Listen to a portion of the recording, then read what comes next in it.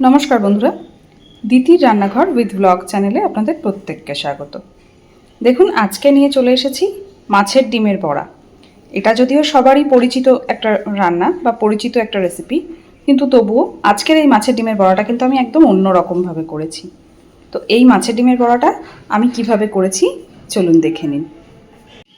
তো দেখুন বন্ধুরা, মাছের ডিমের বড়া করার জন্য প্রথমেই নিয়ে নিয়েছি বাটির মধ্যে বেশ খানিকটা কাঁচা লঙ্কা কুচি আর পেঁয়াজ কুচি। এইবার দিয়ে দিচ্ছি ধুয়ে বেছে পরিষ্কার করে রাখা মাছের ডিমটা।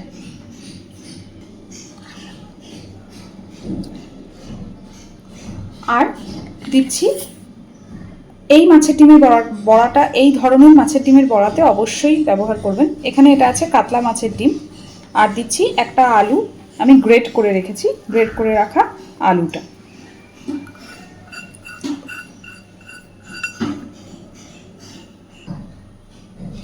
দিচ্ছি খানিকটা থেতো করা রসুন। এই রসুনটা কিন্তু আমি হামানদিস্তা বা মোটালেন পেস্ট যেটাই বলুন তার মধ্যে করে থেতো করে দিয়েছি। আর দিচ্ছি খানিকটা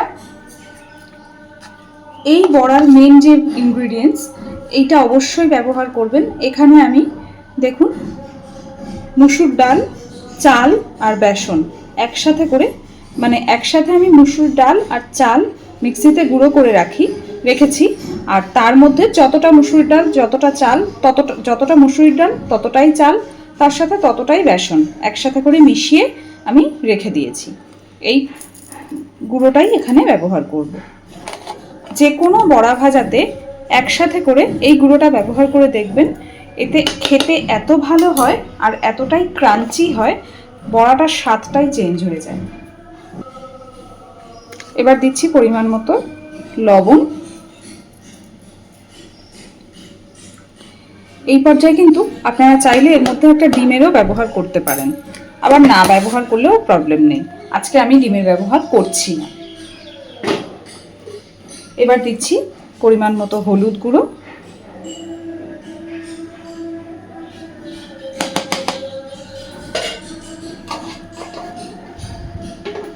আর দিচ্ছি একটু লঙ্কা গুঁড়ো। লঙ্কা গুঁড়োটা সম্পূর্ণ অপশনাল, যেহেতু এখানে অনেকটা কাঁচা লঙ্কারও ব্যবহার করেছি। ঝালটা আপনারা যেমন পছন্দ করেন তেমন বুঝে দেবেন। এবার খুব ভালোভাবে সব কিছুকে আগে একটু মেখে নেব। দেখুন আমি খুব সুন্দর করে সব কিছুকে হাত দিয়ে মেখে নিয়েছি। এইবার চলুন কড়াইতে তেল বসিয়ে বড়াগুলো ভাজার ব্যবস্থা করি। দেখুন কড়াই বসিয়ে কড়াইতে তেল গরম করতে দিয়ে দিয়েছি। তেলটাকে খুব ভালোভাবে আগে গরম করে নেব। তো দেখুন তেল সুন্দর গরম হয়ে গেছে। এবার ছোট্ট ছোট্ট করে বড়াগুলোকে ভাজবো। এই বড়ার সাইজটা না একটু ছোট ছোট করেই ভাজতে চেষ্টা করবেন, তাতে দেখবেন বড়াটা অনেক বেশি ক্রাঞ্চি হবে।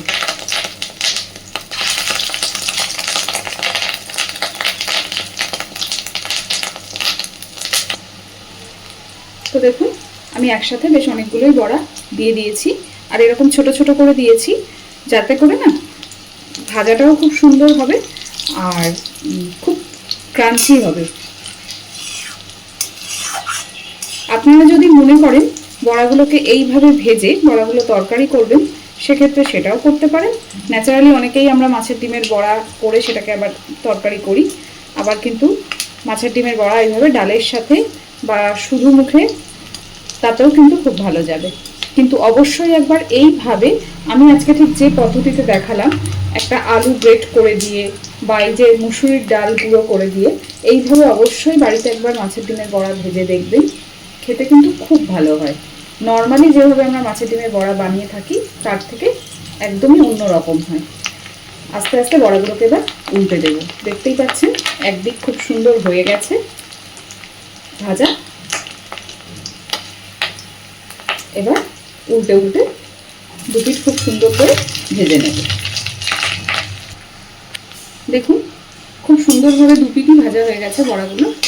দেখতেই পাচ্ছেন কত সুন্দর ভাজা হয়েছে বড়াগুলো। এইবার সবগুলোকে তুলে নেব তেল থেকে। আর এই একইভাবে বাকি সমস্ত মাছের ডিমের বড়াগুলোকেও আমি ভেজে নেব।